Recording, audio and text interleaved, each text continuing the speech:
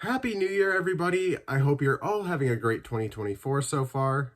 I think it goes without saying, but 2023 was definitely an interesting year for movies. There were some huge box office hits, some giant box office flops. There were films with smaller budgets and release windows that got some well deserved recognition. Then, of course, there were the actor and writer strikes that left a lot of projects delayed and even pushed back some releases. But now the time has come for me to look back on a year of films and decide my.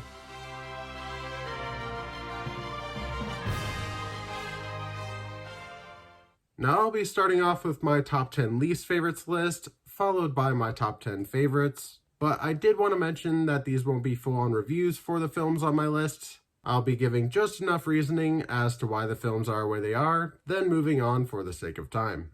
That being said, there are reviews for a majority of the films on these lists on my channel, so feel free to check those out after this. But with all that out of the way, let's get into my.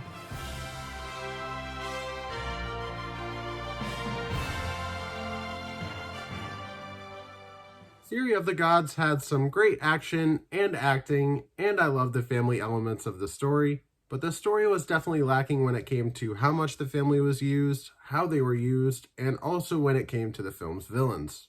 I wouldn't say this film is horrible by any means, hence why it's higher up on my list, but at the same time, I'd be lying if I said I'm planning on watching it again.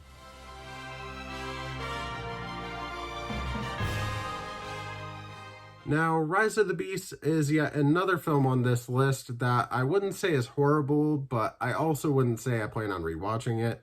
I thought there were some solid performances, solid action, and I enjoyed some elements of the story. But for the most part, the story did lose me in many areas, the pacing was all over the place, and the visual effects were noticeably bad at times. With all that being said though, I am still down to see the next installment. At my number 8 spot is the 10th installment in the Fast and Furious franchise, Fast X, which is quite honestly the most ridiculous one yet. Now I won't lie, I do enjoy the dumb fun that comes along with these movies, and for this one here, I especially love the inclusion of Jason Momoa as the film's villain. But at the end of the day, this film may be fun, but it's still dumb, and I don't think I need to say much more than that.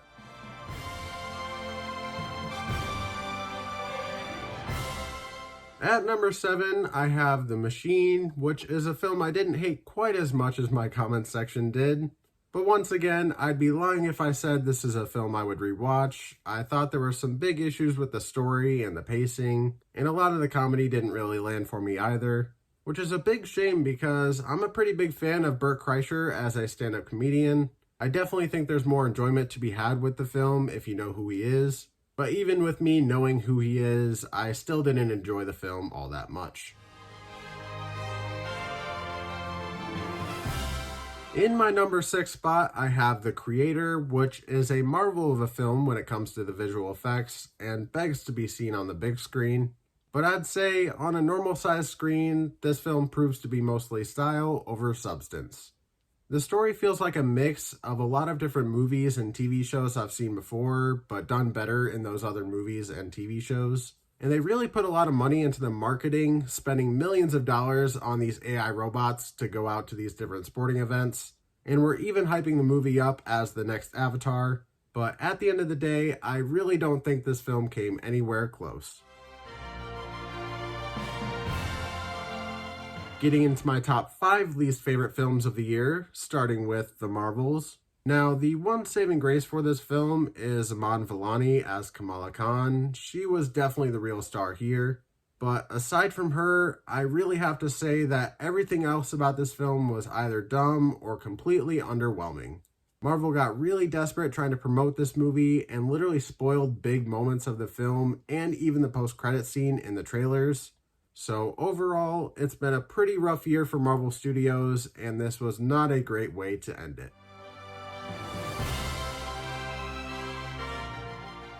In my number 4 spot, I have Ant-Man and the Wasp: Quantumania, which has a very intriguing villain, maybe not as much in hindsight.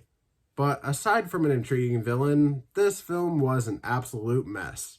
I definitely think the decision to introduce Kang in an Ant-Man film was a terrible one. I also think they had a very tough time balancing the humor and drama, pretty typical problem Marvel has been having lately. And even with what I was saying about Kang being an intriguing villain, they even kind of ruined him in this film for me. So overall, when it comes to Quantumania, there are so many questionable decisions that still have me scratching my head. In my number 3 spot, I have Aquaman and the Lost Kingdom. Just recently watched this film and kind of wish I hadn't. Now, I didn't hate the first Aquaman film, actually kind of enjoyed it, especially for Yahya Abdul-Mateen II as Black Manta, and he was honestly the only reason I was excited to see the sequel, but they completely ruined his character. Along with that, the rest of the film felt pretty soulless and underwhelming, felt like it was written by a committee. So overall, yeah, what a great way to end the DCEU. At number 2, I have Indiana Jones and the Soulless Cash Grab. What a terrible way to end the Indiana Jones franchise. We thought it couldn't get any worse than Crystal Skull, and to be fair, to some it didn't. But in my opinion, at least Crystal Skull is so bad it's kind of good, whereas this movie here is just bad. I grew up loving the Indiana Jones franchise, even dressed up as him for Halloween one year. So it's kind of unfortunate that for the last Indiana Jones film, they kind of just made it because they could and because they wanted money.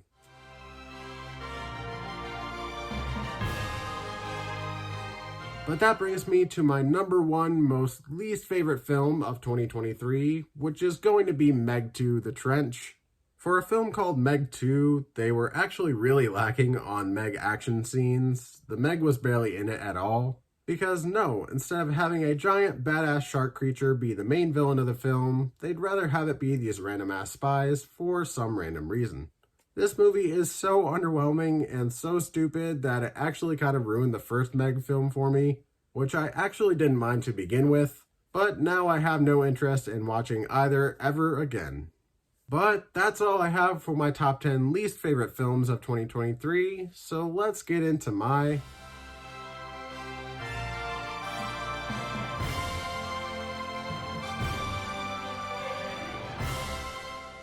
In my number 10 spot for my favorite films of 2023, I have A24's Talk to Me. This is the only horror film on my list, and the one that stood out above all the rest I saw. There's great performances, great writing, great visual effects, great cinematography, and a great concept overall. That's about all I'll say about the film. I don't want to give away too much, so if you're a horror film, check this film out immediately. At number 9, I have Oppenheimer, and it might surprise some of you that this isn't lower on the list. But as far as my favorite list goes, I somewhat based it on how likely I am to rewatch.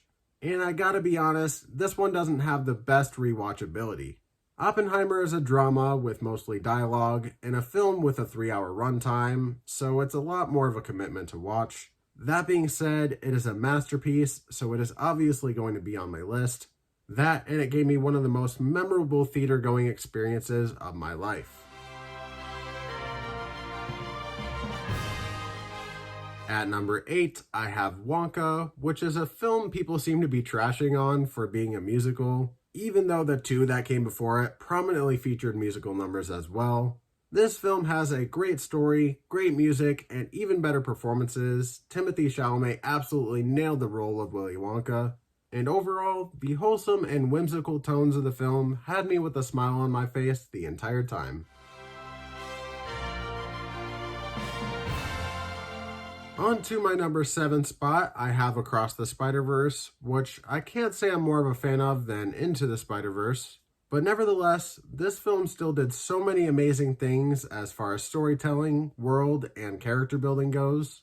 Then there's the spectacular animation throughout. There are so many styles mixed into one. So as a Spider-Man fan and a fan of animated films, this film was bound to end up on my list.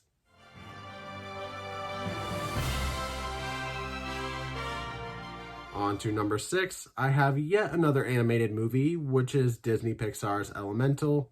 This is yet another film I just recently watched while I was trying to catch up for this video here. and was surprised at how much I actually enjoyed it. The animation is absolutely stunning and incredibly creative with the way the elements interact with their surroundings. On top of that, the story is very humorous but also incredibly heartfelt. I teared up multiple times, which is usually a sign of a great film for me. So if Elemental is one of those 2023 films you overlooked, maybe give it a chance, it might surprise you. But getting into my top 5 favorite films of the year, starting with Blue Beetle. Now, I can't say the writing was the strongest when it came to the villains, but aside from that somewhat minor issue, everything else about the film worked incredibly well for me. I loved the action, effects, music, and performances, especially when it came to the performances from the actors playing the family.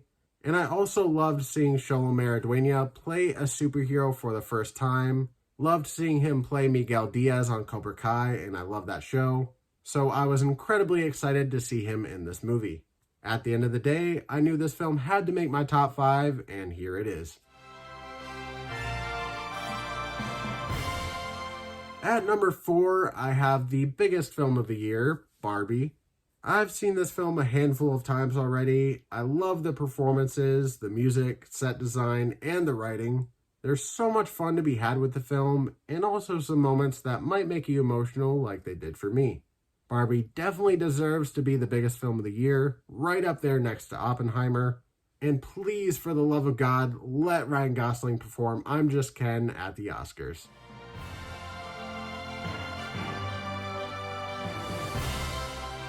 Getting into my top 3, starting with Guardians of the Galaxy Volume 3, and this is definitely the best thing Marvel put out in 2023 by far. And I also have to add that this is my favorite superhero film of 2023, but that honestly isn't saying a whole lot. Nevertheless, Guardians 3 was hilarious and heartbreaking, had some amazing action and even better performances, especially from Chukwudi Iwuji as the High Evolutionary. Literally did Kang better than Kang. But overall, this was the perfect end to the Guardians film series and the perfect send-off for these characters we've been following since 2014.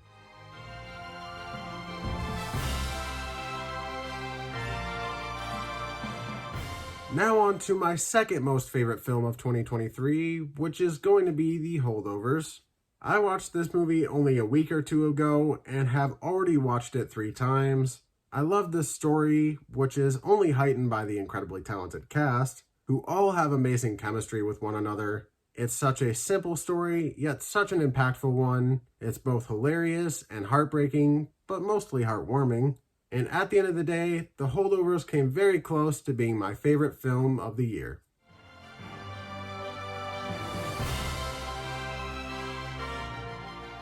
But at number 1, my most favorite film of 2023 is going to have to be Teenage Mutant Ninja Turtles Mutant Mayhem.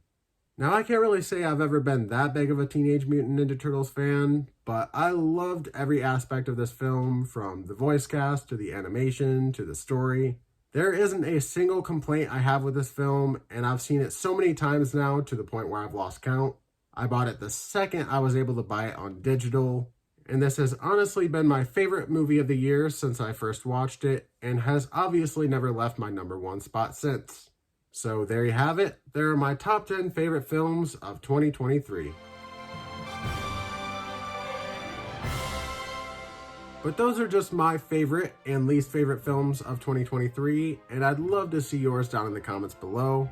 And no need to make it a top 10. I know not everybody watches as many movies as I do in a year. Not trying to flex or anything. So if you want to do a top 5, 3, or even just 1, that's fine by me. Also, don't feel pressured to list both favorites and least favorites. You can only pick one list if you'd like. However you guys want to do it, I would love to see your choices. Before I head out, I wanted to mention real quick that I am making a top 10 most anticipated films of 2024 video, so keep your eyes peeled for that video to be posted. But do me a favor and leave a like on this video. Click subscribe and ring the bell so I can see you next time.